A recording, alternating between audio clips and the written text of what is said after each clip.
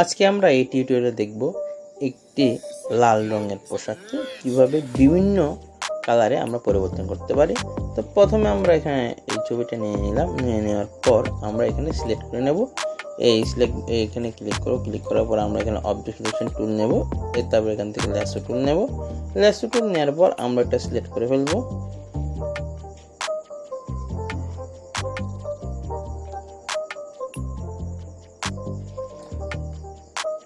অনেক সময় পারফেক্ট ভাবে সিলেক্ট হতে নাও পারে, দেখুন এখানে একটু কম হয়েছে, তো আমি এখানে আরেকটু নিয়ে নিচ্ছি।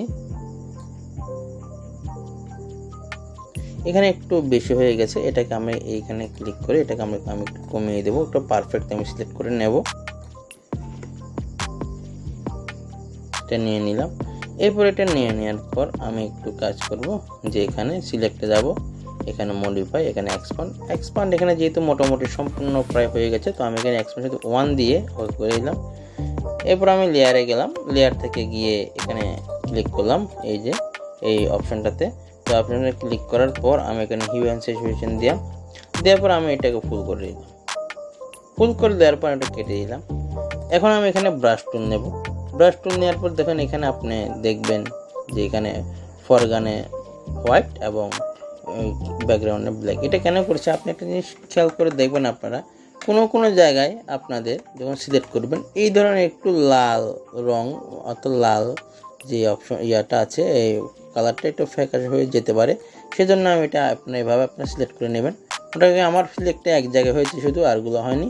তো আমি একটু করে ছোট করে এটা দেখাচ্ছি, দেখুন।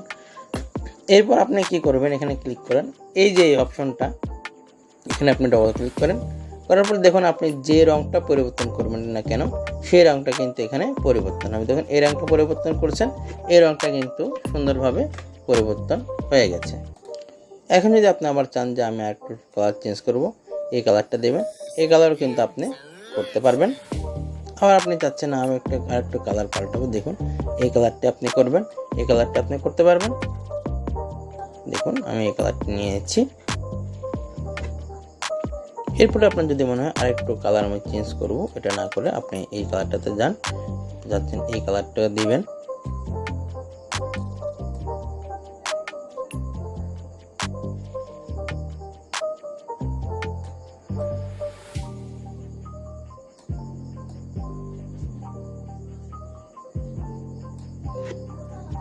তাহলে আপনি এভাবে কিন্তু এই কালারটা আপনি এই ড্রেসটা যদি দিতে পারবেন। অর্থাৎ আপনি যে কালারটা করতে চান না কেন সমস্ত কালারগুলো কিন্তু এভাবে আপনি পরিবর্তন করতে পারবেন। তো এই ক্লাসটি, এই টিউটোরিয়ালটি এখানে সমাপ্ত। এরপরে যে টিউটোরিয়াল আসবে ওইটাতে আমি দেখাবো যে কিভাবে আপনি সাদা ড্রেসকে যে কোনো কালারে পরিবর্তন করতে পারবেন।